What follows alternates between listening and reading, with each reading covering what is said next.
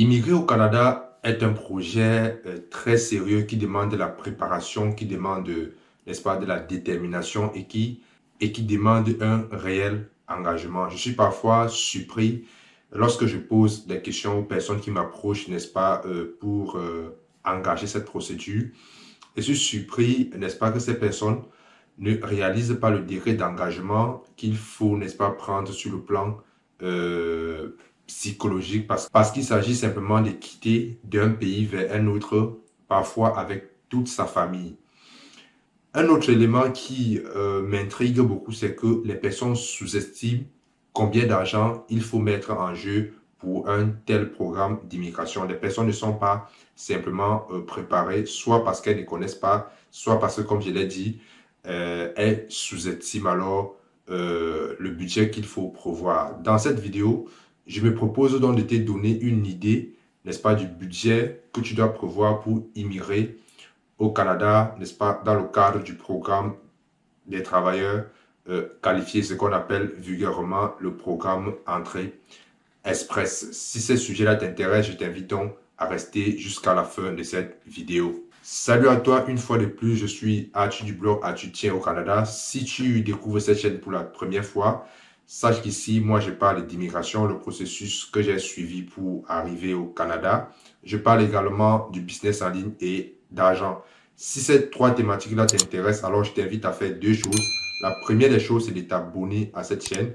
Et la deuxième des choses, c'est d'activer la cloche de notification pour être informé des vidéos que je publie hebdomadairement. Ça, c'est une vidéo, moi je dirais, c'est une vidéo très importante, c'est une vidéo très déterminante parce que c'est même le cœur, en fait, c'est le cœur, n'est-ce pas, du processus d'immigration. C'est un élément fondamental.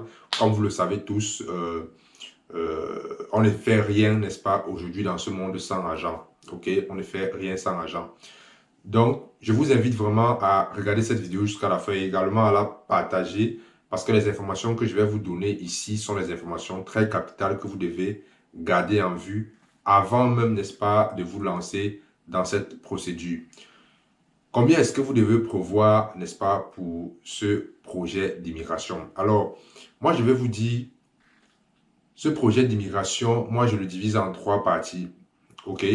Bien sûr, je fais allusion, je divise en trois parties. Chaque partie a un budget affecté, OK? Il y a la partie préparation, la partie de la procédure elle-même et la partie de l'installation.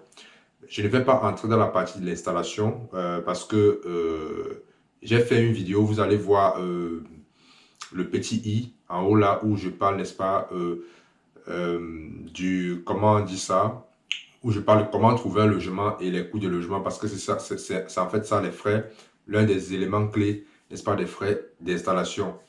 Et si vous voulez avoir plus de détails, j'ai fait un petit e-book dans lequel je donne plus d'informations en fait sur les frais que vous devez dépenser lors de votre installation au Canada. Donc, je vais m'attarder sur les frais de préparation et, n'est-ce pas, les frais de procédure. Maintenant, le budget que vous devez prévoir, en plus de ça, doit dépendre, n'est-ce pas, aussi de la taille de votre famille, ok? En plus, n'est-ce pas, des frais de préparation, ok? Et des frais de procédure. Le budget là va également dépendre de la taille de votre famille, ok? Et également, n'est-ce pas, du programme d'immigration que vous avez choisi. De toutes les manières, la préparation, les frais de préparation et les procédures s'inscrivent dans ces deux cadres-là, c'est-à-dire le programme d'immigration que vous avez choisi et la taille de votre famille. J'ai fait une parenthèse pour vous dire également que, en fonction du programme d'immigration que vous avez choisi, il y a des programmes d'immigration économique qui ne nécessitent pas la preuve de fonds. Si vous êtes dans cette procédure, vous devez savoir qu'il y a des programmes qu'on vous demande la preuve de fonds. Je vais entrer dans le détail, n'est-ce pas, sur cet élément dans les minutes qui vont suivre. Il y a des programmes de l'économie, on ne demande pas, qui ne nécessitent pas la preuve de fonds, mais vous devez absolument avoir un emploi au Canada. Vous devez absolument avoir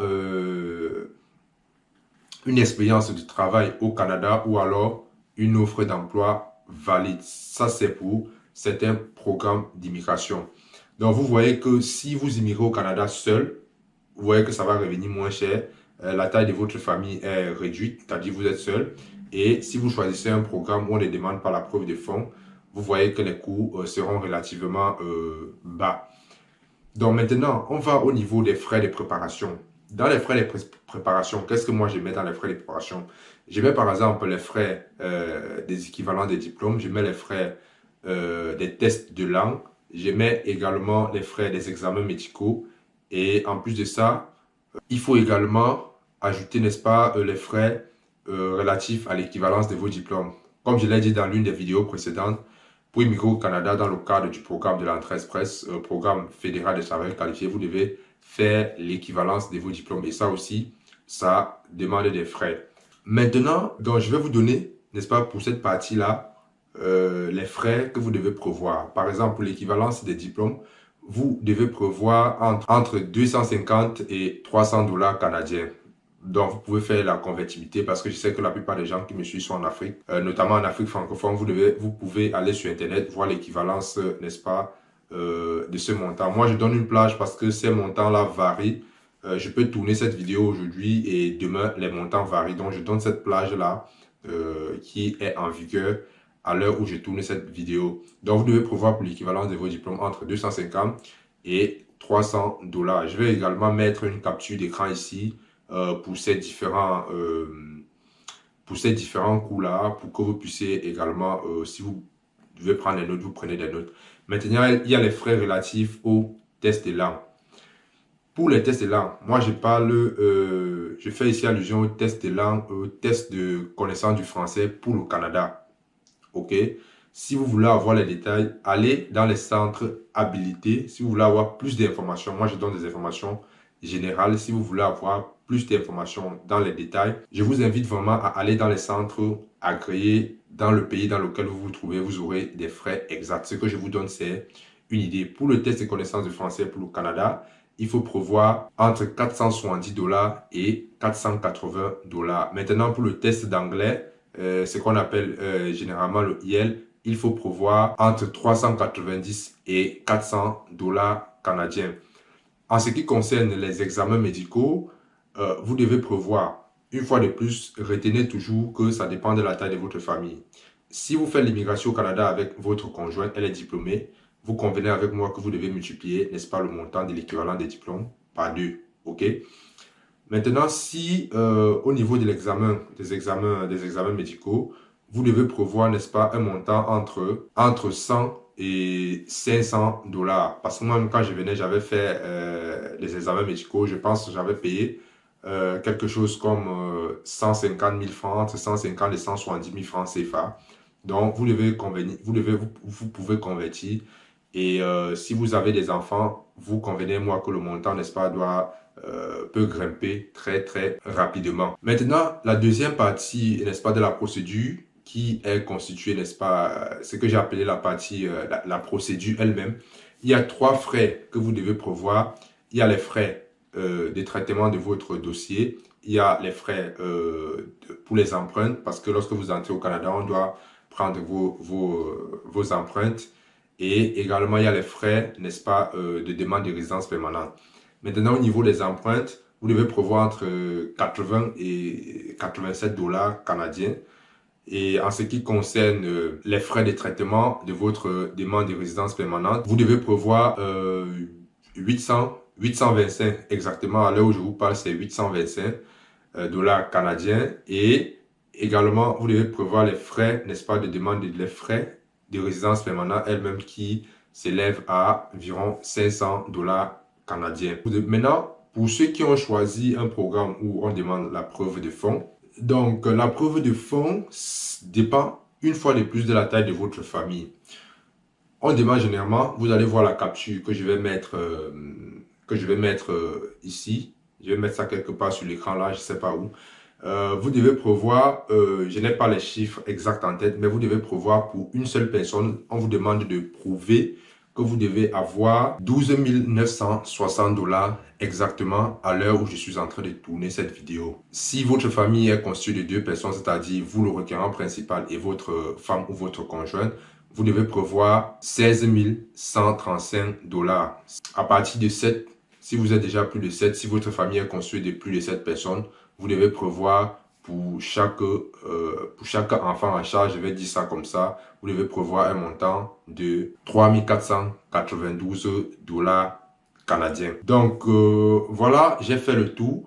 Il y a des éléments vraiment que je n'ai pas pris en compte ici. Par exemple, vous aurez les frais de passeport, vous aurez le billet d'avion, vous aurez des documents que vous devez faire certifier.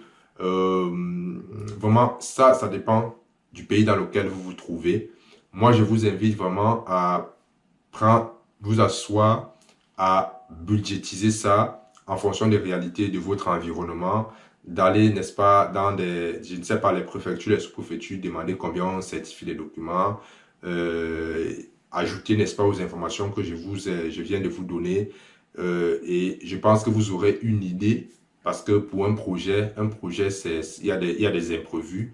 Et voilà. Je pense que si vous préparez bien, n'est-ce pas, votre procédure d'immigration, que vous mettez en place, n'est-ce pas, les stratégies, vous pouvez, n'est-ce pas, réunir toutes ces conditions.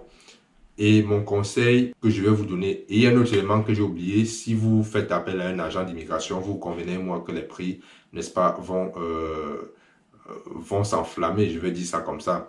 Donc ça, c'est aussi un détail que vous devez, même si vous confiez votre dossier à un agent d'immigration, référez-vous toujours aux informations que je vous ai données. Et voilà, parce que les agents d'immigration, ce sont des personnes bien, ce sont des personnes compétentes. Il faut retenir que ces agents-là ont des employés, que ces agents-là ont, n'est-ce pas, des employés, n'est-ce pas, qu'ils vont payer. En fait, ils ont des charges, en fait. Donc, il faut tenir compte de ça. Donc, je vous invite vraiment à vous préparer sincèrement. Et si vous mettez en place une bonne stratégie, vous faites une très bonne préparation. Je suis sûr que votre programme, votre projet sera couronné de succès. Et c'est ce que je vous souhaite à tous. Voilà donc ce que j'avais prévu pour vous dans cette vidéo, les amis. Si vous avez aimé cette vidéo, likez. Si vous avez des questions, posez-les-moi dans les commentaires. Et vous avez mon adresse email si vous avez des questions particulières. Vous pouvez m'écrire sur mon adresse email que j'ai mis en bas de cette vidéo. Je ferai des efforts pour vous répondre le plus tôt possible. Partagez massivement cette vidéo, comme je le dis. L'information de nos jours, c'est le pouvoir. Partagez la vidéo. Comme je le dis toujours, l'information de nos jours, c'est le pouvoir. Celui qui a l'information détient le pouvoir. Partagez donc massivement cette vidéo. Ne soyez pas égoïste, je vais dire. Et on se retrouve dans une prochaine vidéo. Ciao.